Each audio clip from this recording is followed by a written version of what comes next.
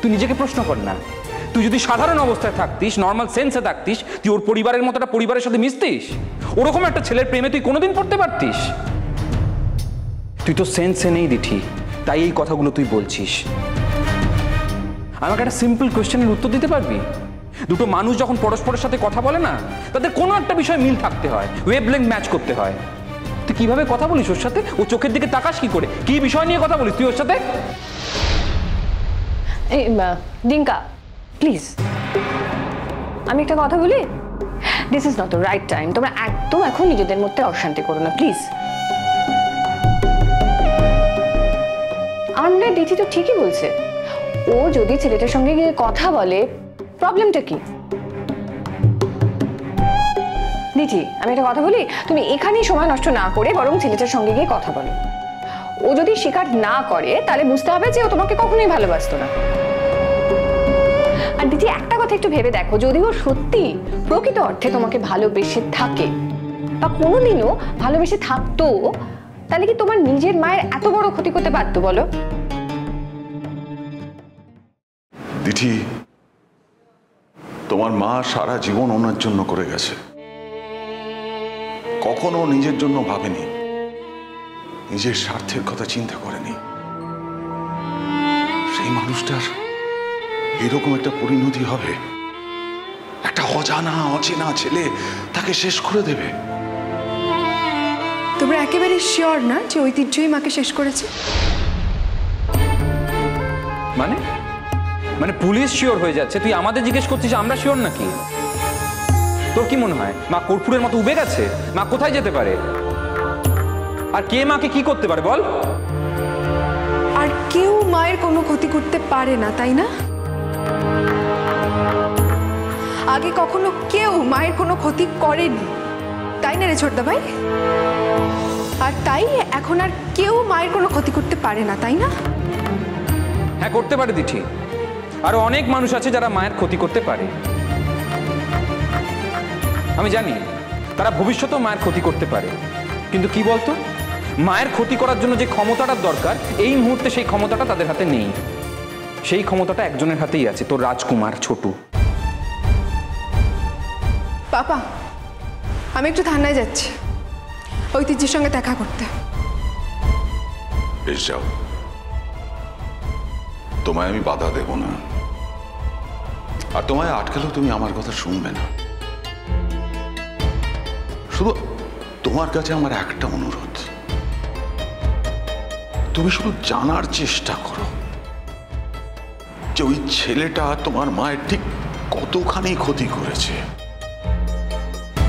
কোথায় আছে তোমার মা, কেন করেছে এই কাজটা। অন্তত এই খবরটা তুমি এনে দিও, আমি তোমার কাছে হাত জোড় করছি। আর একটা কথা, তুমি কোনো কিছু আমার কাছে লুকোবে না। যদি ওই ছেলেটা তোমার মায়ের চরম ক্ষতিও করে থাকে, একেবারে শেষ করে দিয়ে থাকে, সেটা দয়া করে আমার কাছে জানো, প্লিজ প্লিজ। অনিন্দু প্লিজ এভাবে কান্নাকাটি করো না, মানে ভীষণ অশুভ চোখের জল ফেলা। আমার মন বলছে শ্রীময়ী ঠিক ফিরে আসবে, ট্রাস্ট মি। আমার ইনটিউশন বলছে যে একদিন না একদিন শ্রীময়ী অতি অবশ্যই ফিরে আসবে। হয়তো ছেলেটা শ্রীময়ীকে শেষ করে ফেলেনি, হয়তো কোথাও গুম করে রেখে দিয়েছে। শ্রীময়ী হয়তো বেরোতে পারছে না, বা হয়তো এত অত্যাচার করেছে, এত মারধর করেছে, হয়তো উঠতে পারছে না, ওঠার ক্ষমতা নেই। প্লিজ কল্পনা করে না এতগুলো কথা বানিয়ে বলতে হবে না। তোমার এই কথাগুলো আমরা কেউ শুনতে চাই না, বুঝতে পারো না বাংলা কথা? দিঠি, আমি জীবনে অনেক পাপ করেছি, কিন্তু শ্রীময়ী তো কখনো কোনো পাপ করেনি। অত্যন্ত পুণ্যবতী একজন মানুষ, সারা জীবন অন্যের ভালো চেয়ে এসেছে সেই মানুষটা। আমার পাপের শাস্তি নিশ্চয়ই ঈশ্বর শ্রীময়ীকে দেবে না, এটা অন্যায়।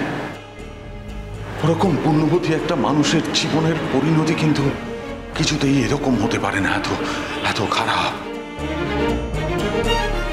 তাহলে সেটা অন্যায় হবে, উপরওয়ালার, ঈশ্বরের, এটা ওর প্রতি অন্যায় হবে, অপরাধ হবে। না, তুমি যাও দেশে, তুমি জানার চেষ্টা করো ছোট এক্স্যাক্টলি শ্রীময়ীকে কোথায় রেখেছে, কোথায় গুম করে রেখেছে। ওর যদি কোনো টাকার প্রয়োজন হয় ও জানাক সেটা, আমি সেই টাকা জোগাড় করে দেব। কিন্তু সে যেন তোমার মায়ের কোনো ক্ষতি না করে, তোমার মাকে যেন সে ফিরিয়ে দেয়। ওর যা লাগে সেটা জানাক, শুধু সত্যি কথা বলুক তোমায়, প্লিজ।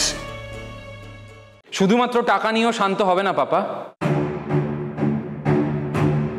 এর আগে ওকে আমরা টাকা দিতে চেয়েছিলাম, আসলে ওর টাকা চাই, দিঠিকে চাই, আর দিঠি আর ওর মাঝখানে যে আসবে তাকে সরাতেও হবে ওকে। ও সবটা নিতে চায়। আফটার অল ক্রিমিনাল তো একজন ক্রিমিনাল কিভাবে ভাবে তুমি জানো না?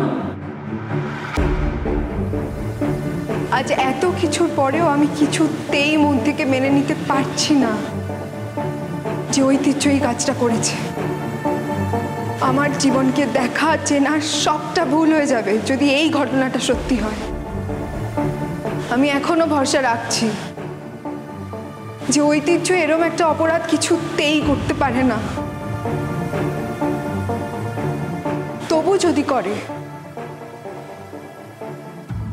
পাপা আমি তোমাকে কথা দিচ্ছি, ঐতিহ্যের যাতে এই পৃথিবীর শ্রেষ্ঠ শাস্তিটা হয়, ঐতিহ্যের যাতে ফাঁসি হয়, তার জন্য যা যা করার দরকার আমি করব।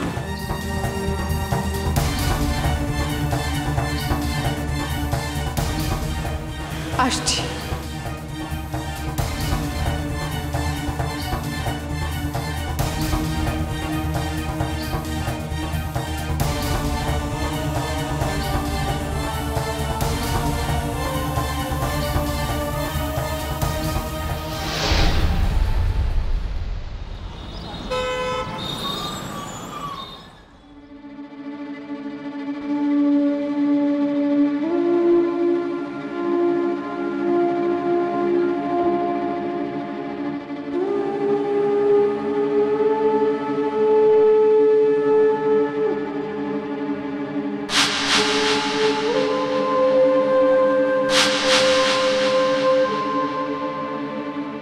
এ কি হয়েছে তোমার?